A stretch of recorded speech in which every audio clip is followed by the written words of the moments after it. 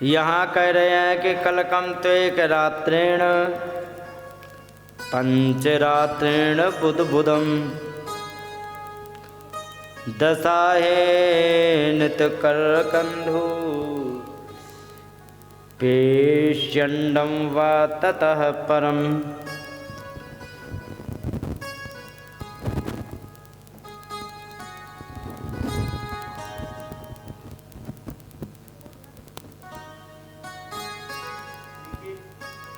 कहने लगे कि कलकम पे एक रात्रिण,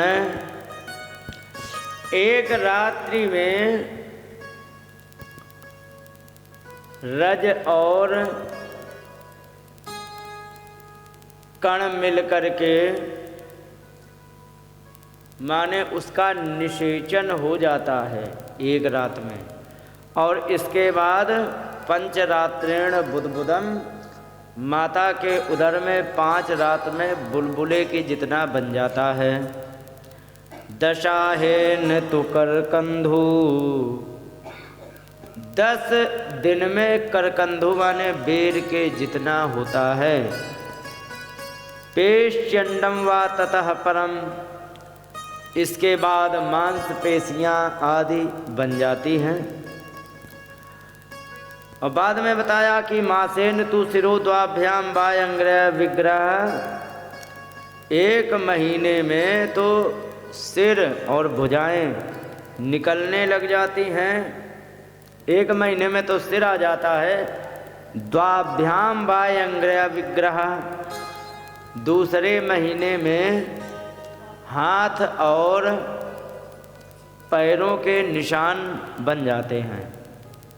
नख लोमस्थि चर्माणि लिंग छिद्रो भवत्रिभिः, नाखून रोएं और अस्थि चर्म और लिंग छिद्र का मतलब ये होता है कि वो स्त्री के रूप में बच्चा आएगा या पुरुष के रूप में। ये 3 महीने में पता लग जाता है। चतुर्भी धातवा सप्ता पंचभी क्षुत्रुद्भवा, 4थे महीने में 7 धातुएं बन जाती हैं। और पंचभी क्षुत्र उद्भव, 5वें महीने में भूख प्यास उत्पन्न हो जाती है।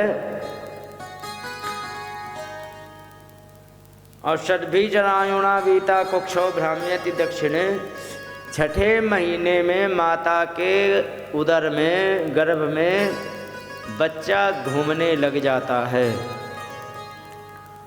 और इसके बाद जब 6 महीने में इतना बड़ा हो जाता है कि उदर में घूमने लग जाता है, और जो भी अब माता खाती पीती है उसी के खाने पीने से ही उसका उदर का पोषण होता है। मातु जगधान पान दैरेंध धातु रसंपते, कहने लगे कि माता के जी के द्वारा जो खाया जाता है उसी से ही 7 धातुएं उसकी बढ़ती हैं। शेते विड्मूत्रयोर्गर्ते सा जंतु जंतु संभवे, और पानी की थैली के अंदर जीव पड़ा होता है और उसी में ही वो पड़ा रहता है, और उसी में जीव छोटे छोटे उत्पन्न हो जाते हैं। और जब जीव उत्पन्न हो जाते हैं तो उसको काटने लगते हैं। लिखा है कृमि भी क्षत सर्वांगा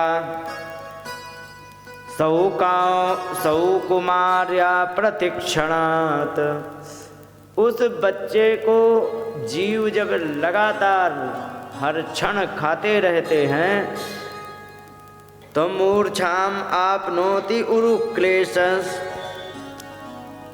तत्रत्ययी क्षुदितैर्मुहुः, बार बार वो बेहोश हो जाता है माता के उदर में। कहते हैं ना कि माता के उदर में आकर के बहुत कष्ट सहना पड़ता है, सही बात है। बस ये है कि याद नहीं रहती, वो बात अलग है, लेकिन यथार्थ में बहुत कष्ट सहना पड़ता है। और यहाँ पर लिखा है कटु तीक्ष्ण लवण रुक्षाम्लादिभिर उल्बणैः। माता जिस समय बच्चा बड़ा होता है उसी समय माता को गोलगप्पे खाने की इच्छा होती है कि नहीं? अब तुम्हारे ज़माने में होते ही नहीं थे, नई नई कोई आई नहीं जिनसे पूछा जाए, होती कि नहीं? तो जो तुम्हारी बहू रही होंगी वो कहती होंगी मम्मी हमें गोलगप्पे खाना है, कहती कि नहीं? तो उन्होंने नमकीन खा लिया, और नमकीन खाते यहाँ लिखा है कि कटु तीक्ष्ण उष्ण लवण रुक्ष अम्लादिभिः उल्बणैः।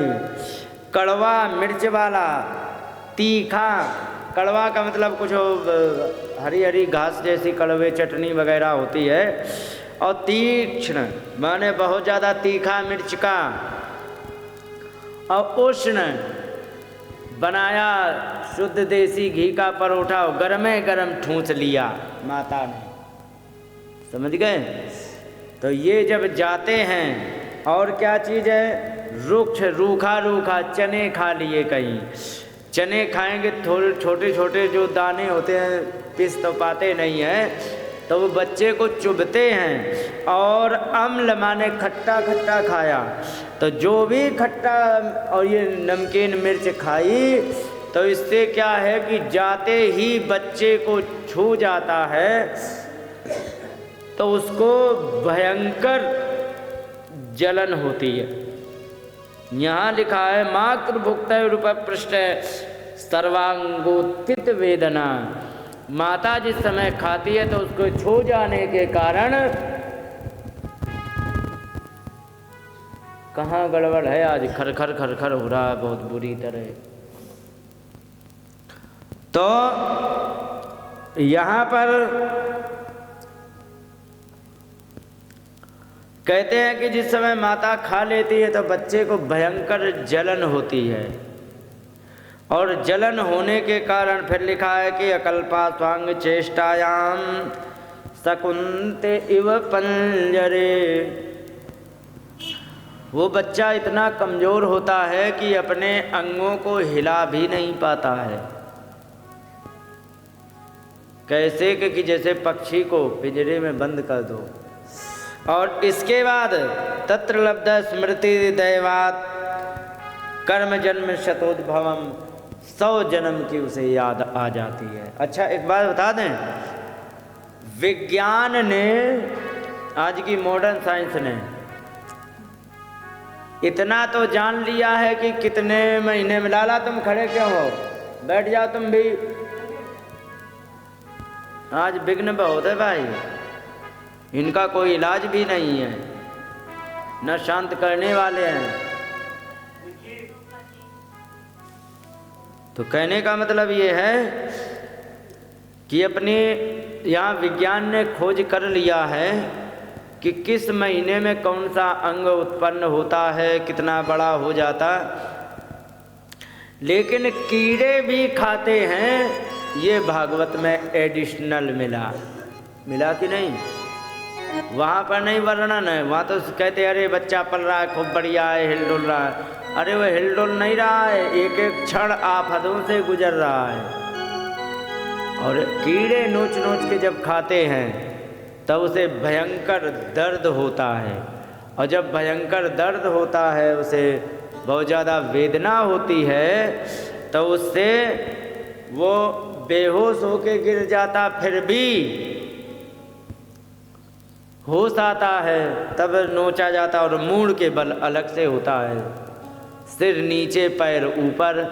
तब उसको यहाँ लिखा है कि तप्त लब्ध स्मृति दैवात कर्म जन्म शतोद्भवम, उसको 100 जन्मों की याद आ जाती है।